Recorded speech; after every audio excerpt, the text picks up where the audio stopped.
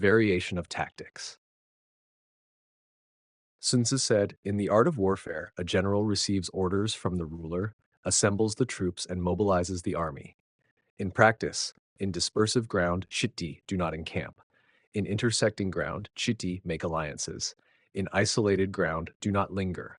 In enclosed ground, weighty devise strategies. In desperate ground, siti engage in battle.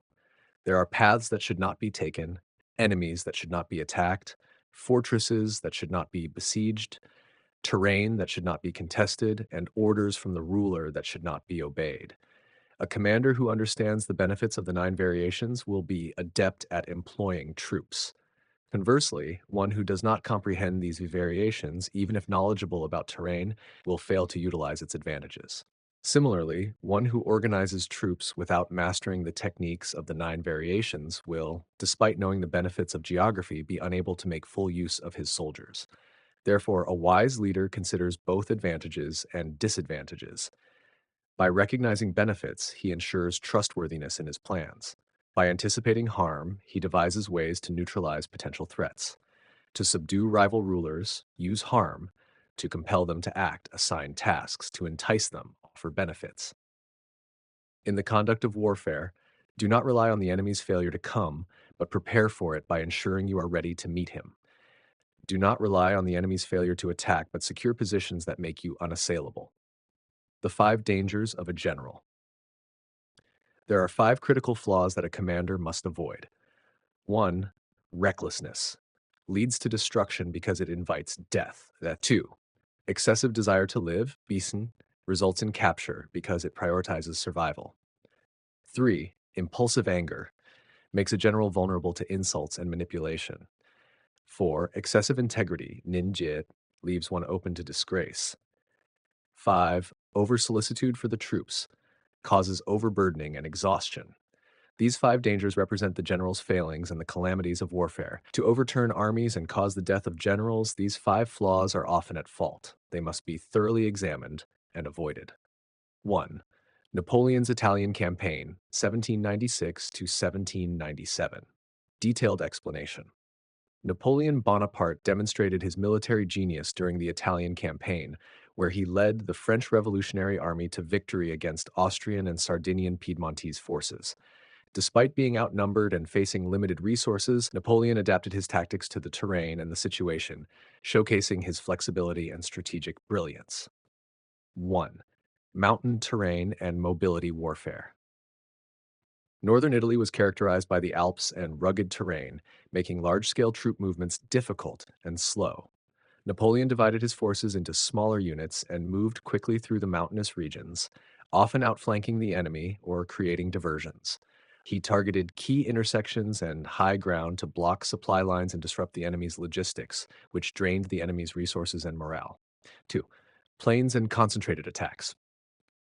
In areas with flatter terrain, like the Po River Basin, Napoleon concentrated his forces for powerful attacks against the enemy. A notable example is the Battle of Lodi, May 1796, where Napoleon concentrated his forces around the bridges over the Po River, defeating the Austrian forces and forcing them to retreat. He focused on attacking the enemy's main divisions while isolating their reinforcements, leading to a decisive victory. 3. Surprise and unconventional routes. Napoleon was known for choosing unexpected routes, which allowed him to strike when the enemy least expected it. In the Battle of Montenat, April 1796, he divided his forces to create confusion and prevent the Austrian and Sardinian Piedmontese forces from coordinating. He often used maneuver warfare to bypass enemy strongholds and attack their weak points, breaking the enemy's defensive posture. 4. Psychological warfare and diplomacy. Along with military maneuvers, Napoleon used psychological warfare and diplomacy effectively. He delivered swift and overwhelming attacks that shattered enemy morale. By offering favorable surrender terms to certain commanders, he caused internal divisions and defections within the enemy forces. He diplomatically negotiated an early surrender with the Sardinian Piedmontese kingdom, simplifying his strategic focus on Austria. Outcome. The Italian campaign stands as a prime example of Napoleon's strategic flexibility and leadership. He used terrain to his advantage, adjusted tactics based on the situation, and outmaneuvered a superior enemy force. Despite facing logistical challenges and limited resources, Napoleon achieved success after success, laying the foundation for his rise to power. The campaign boosted the morale of the French Revolutionary Army and allowed Napoleon to secure the Treaty of Campo Formio, 1797, which expanded France's influence over northern Italy and significantly weakened Austrian control in the region. Key insights and summary. The variation of tactics emphasizes the importance of adapting strategies to suit the 9 types of terrain and changing circumstances.